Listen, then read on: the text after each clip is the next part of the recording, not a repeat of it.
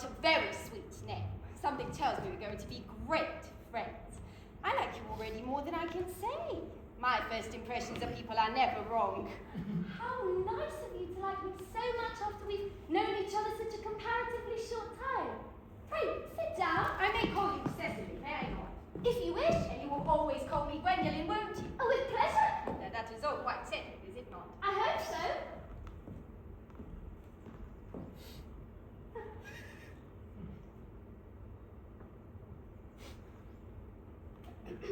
Perhaps this might be a favourable opportunity for my mentioning who I am. My father is Lord Bracknell. You have heard of Papa, I suppose? I don't think so. Outside the family circle, Papa, I'm glad to say, is entirely unknown. I think that is quite as it should be. The home seems to me to be the proper sphere for a man. And certainly once a man begins to neglect his domestic duties, he becomes painfully effeminate, does he not? And I don't like that. Cecily, Mamma, whose views on education are remarkably strict, has brought me up to be extremely short-sighted. So would you mind me looking at you through my glasses? Oh, not at all, Gwendolen. I'm very fond of being looked at.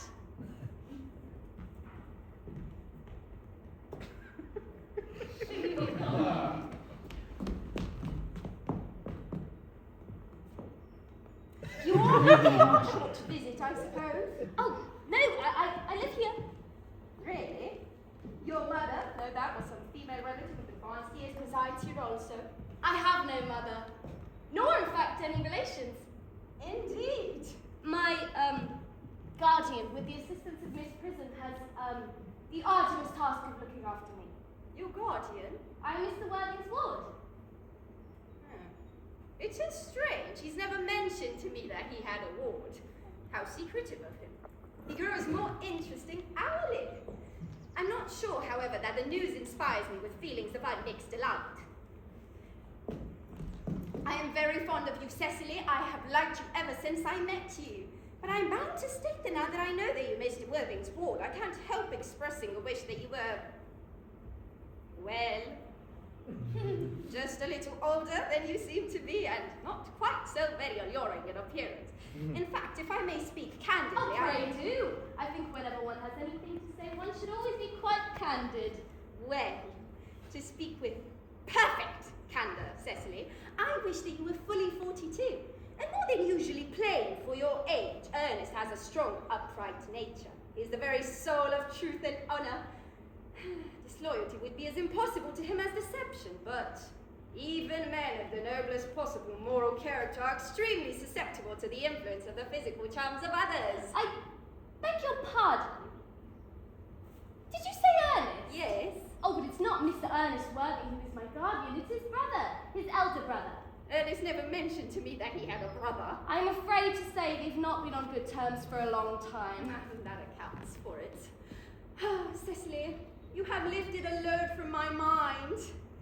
I was growing almost anxious. It would have been terrible if any cloud had come across a friendship like ours, would it not? And certainly, you are quite sure that it's not Mr. Earnest Worthing who is your guardian. Quite sure.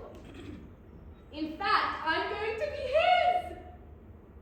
I beg your pardon. Dearest Gwendolen, there's no reason why I should keep a secret of it to you. Our little country newspaper is sure to chronicle the fact next week Mr. Ernest Worthing and I are engaged to be married.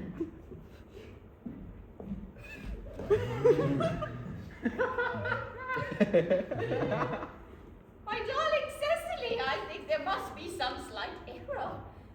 Mr. Earnest Worthing is engaged to me.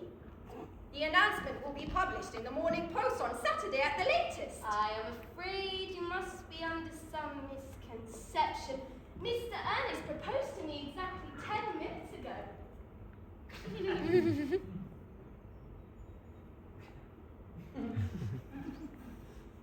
It is certainly very curious.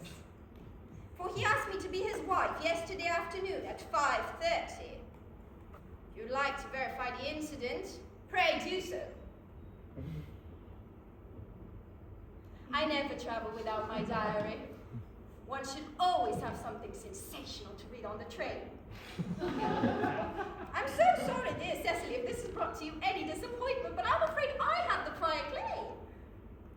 It would distress me more than I can tell you, dearest Gwendolen, if it caused you any mental or physical anguish, but since Ernest proposed to you, he clearly changed his mind. If the poor fellow has been entrapped into some foolish promise, I shall consider it my duty to rescue him at once, and with a firm hand. Whatever my dear boy must have gotten into, I shall never reproach him after we're married. Do you allude to me, Miss Cardew, as an entanglement? You are presumptuous. On an occasion of this kind, it becomes more than a moral duty to speak one's mind.